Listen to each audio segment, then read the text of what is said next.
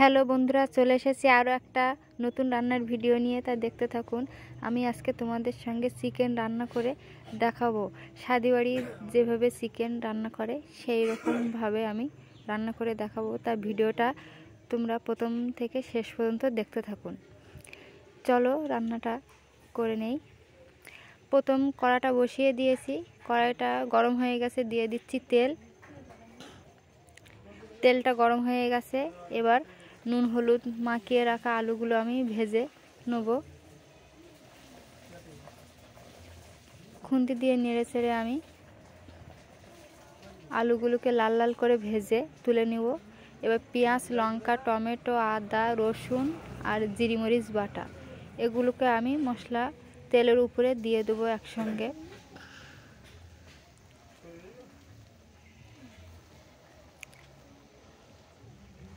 একসঙ্গে দিয়ে মশলাগুলোকে খুন্তি দিয়ে সুন্দর করে নেড়ে চেড়ে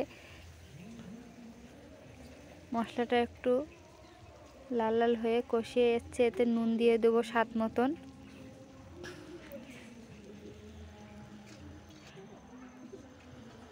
এবার দিয়ে দেবো আমি হলুদ,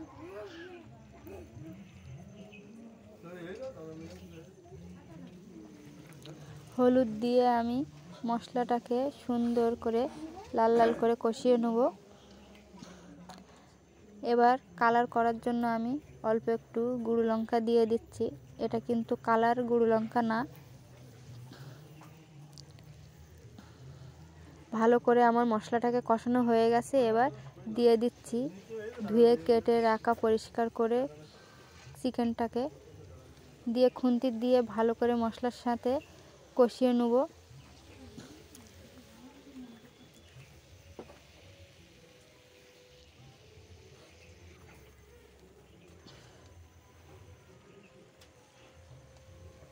মাংসটাকে সুন্দর করে কষিয়ে নিতে হবে। এবার আমি কষার সময় দিয়ে দেব মিট মশলা। এই মিট মশলাটা কষার সময় দিলে মাংসের একটা স্বাদ পাল্টিয়ে যায়। যে কোনো জিনিসের গন্ধটা থাকে না এই মিট মশলাটা কষার সময় দিলে। এটা শাদি বাড়ি এরকমভাবে ইউজ করে, দেখবেন। কষার সময় মিট মশলাটা দিয়ে তোমরা কষিয়ে জল দিয়ে দেবে। এভাবে বাড়িতে রান্না করে খেয়ে দেখবে, মাংসের স্বাদটা গন্ধটা অন্যরকম হয়ে যাবে।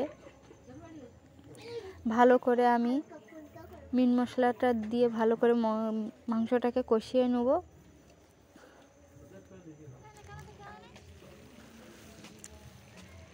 দেখুন আমার ভালো করে কষানো হয়ে গেছে।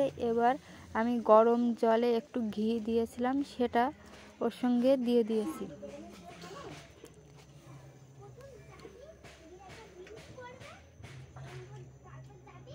মাংসের ঝোলটা ফুটে ওঠার পরে আমি আলুগুলো দিয়ে দিয়েছি। আলুগুলো দিয়ে একটু খুন্তি দিয়ে ভালো করে নেড়ে চেড়ে নেব। দেখুন কত সুন্দর কালার এসছে বন্ধুরা। এবার আমি 15 মিনিটের জন্য এটাকে ঢেকে দেবো। ঢাকনা খুলে দেখছি আলুগুলো সিদ্ধ হয়েছে কিনা। হ্যাঁ, আলুগুলো আমার সিদ্ধ হয়ে গেছে, মাংসটাও রেডি হয়ে গেছে। আমি এবার গরম মশলা দিয়ে এটাকে নামিয়ে নেব।